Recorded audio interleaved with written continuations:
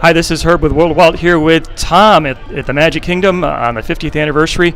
Tom, hello, welcome. Can you introduce yourself and say a little bit about your history with the company? Sure thing. My name's Tom Morris, and I was an Imagineer for 35 or so years, and before that worked at Disneyland as a cast member, and it's great to be here. Thank you. So not many of us remember exactly where we were 50 years ago today, but where were you 50 years ago today?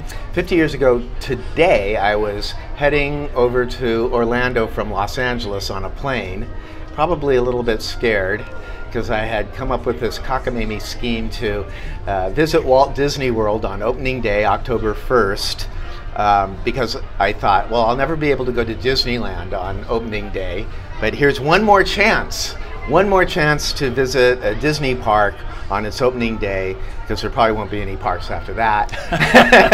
And so, despite probably my parents' best interests, I flew out here and for one day, and I was actually escorted by some Disney people here while I got here, because I was fortunate that I had a Disney executive on my paper route, and he helped me out, made sure that there was someone going to be out here to meet me and take care of me. And so I got into the Magic Kingdom by 11 o'clock that morning and was able to pretty much go on all the attractions that were open. But I started with the attractions that were not at Disneyland, like the Hall of Presidents and Country Bear Jamboree and Mickey Mouse Revue. And then pleasantly, discovered that the other attractions that were at Disneyland were improved upon, like Snow White and all of the dark rides, and the Haunted Mansion especially. That was my favorite attraction at Disneyland, and so I went running over to the Haunted Mansion, and it was everything that the one in California was, but it was even longer. It had additional scenes in it, so this tickled me to no end. So what was your impression? What did you feel? What was it like for you being here on that first day? It felt very new. There was an absolute feeling of freshness, fresh paint, freshly planted flowers. You can smell the mulch. You could even kind of smell the asphalt that had been poured, and I thought that was maybe just my imagination. But years later, I heard some of the Disney executives talk about how they were, in fact, pouring asphalt the night before and the day of, the morning of, with helicopters flying over to help the asphalt dry before they opened. So, it's funny how the aromas are something that kind of stay with you. But it was mulch, it was new plants, it was paint, and it was asphalt, and of course the sweet smell of confections on Main Street and popcorn, but definitely the smells of a brand new development that had just opened up. Yeah, interesting. Like when you walk into a house that's just been remade. That's right. Got that sort of feel to it. Yeah, exactly. Yeah. There was definitely the sense that Imagineers had studied what they had done in Anaheim and taken the best ideas and the best, most successful designs, and probably not replicated them, but replicated them in spirit, but made them even bigger and more spectacular. And of course, the castle is one great example of that. But the Tiki Room is another example of that. Where it becomes the icon of the land.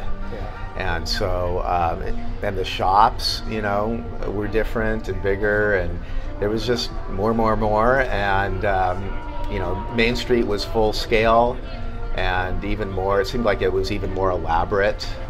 So, there was nothing really to complain about, and other than where were all the people? Because that really surprised me. I kind of had this fear that I wouldn't be able to get in; it would be closed because there were too many people inside, and it was a very, very light day. And of course, I found out years later it was planned that way. They opened it in October, on the off season, to give them kind of a little bit of a time period before Thanksgiving, a shakedown period, if you will. Yeah. And so I think there were only 9,000 people here on that first day.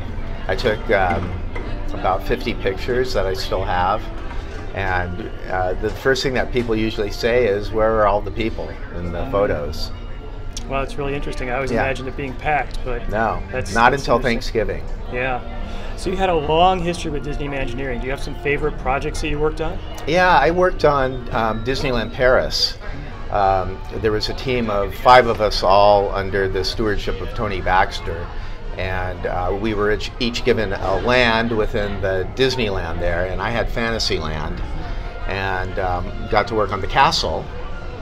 And not only that, that was great, but the experience, the work experience of working in another country, with another culture, I think was the takeaway that, you look back upon with great fondness.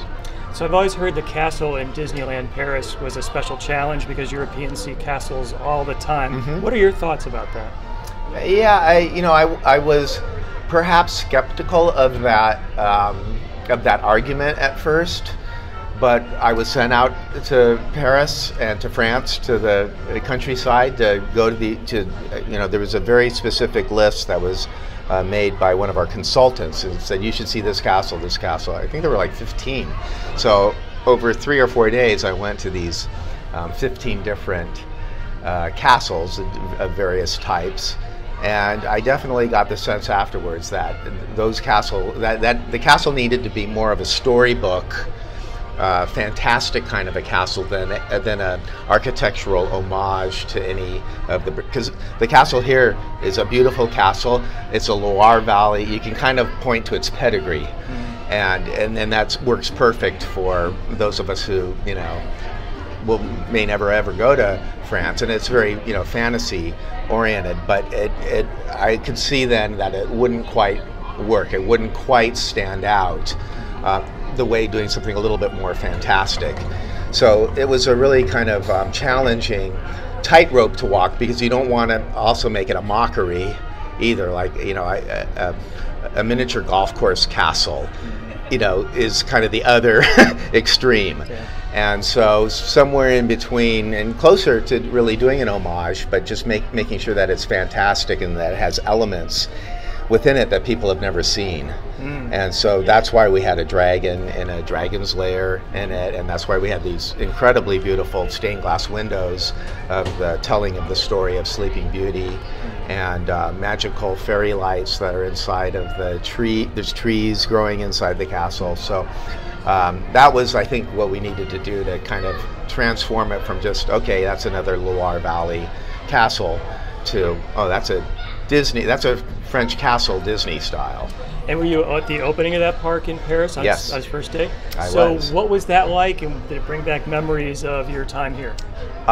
It was more like what I read that people wrote about the first day at Disneyland, people who worked on Disneyland, and they were so tired by opening day that they don't remember opening day. It's kind of like that. There were definitely more people. But I think I was exhausted by that time. I saw Michael Eisner's, address on the castle, and I was there for that. But I think, we went back to our hotel rooms or something and slept. But I was here on October 1st, '82 for Epcot's opening day, because I worked on Epcot. Yeah. And that day I remember a little bit more. And it was funny because it may have been the first time in 11 years that I kind of flashed back to October 1st, 1971. I went, oh yeah, I was here, because I never told anybody. Never told anybody at Disney that it was this 12-year-old boy who flew out, because I just didn't want to be that 12-year-old boy who flew out. So never told anybody. And then someone found a news clipping, years later, maybe 15 years ago. And so some people kind of knew, but I think most people didn't believe it. I started to tell people the story and discovered that they didn't believe the story. So then I just, again, stopped telling the story. So Epcot is really going through a transformation. As someone who worked on the original vision for it, what are your thoughts about that? Well, Epcot was supposed to, of any park, Epcot was the one that was supposed to evolve and change with the times more than any of them. So I think as long as it stays that kind of aspirational and informational in an entertaining way, I'm good with the improvements and the changes. Yeah, good. Yeah. So is there something you especially appreciate or enjoy about the 50th anniversary here at Walt Disney World? Well, it's just kind of fun to be back. I haven't been here in 2 or 3 years. It seems like I wind up here every October for work, for work purposes. and I was here to give a presentation 2 years ago. Usually in the middle of that trip, I realize, oh, it's October, or even October 1st. Here I am again, and so it's a little bit that, with better weather. Because it's kind of perfect. It's a little warm and humid for a California boy, but for Florida, for me, this is pretty good. Yeah. And so it's just nice to see everyone so enthusiastic about the 50th. And once again, here's a Disney park that endures and just goes on and on and on, and gets bigger and better and more beautiful every year. Tom, thank you so much for your time. You're welcome.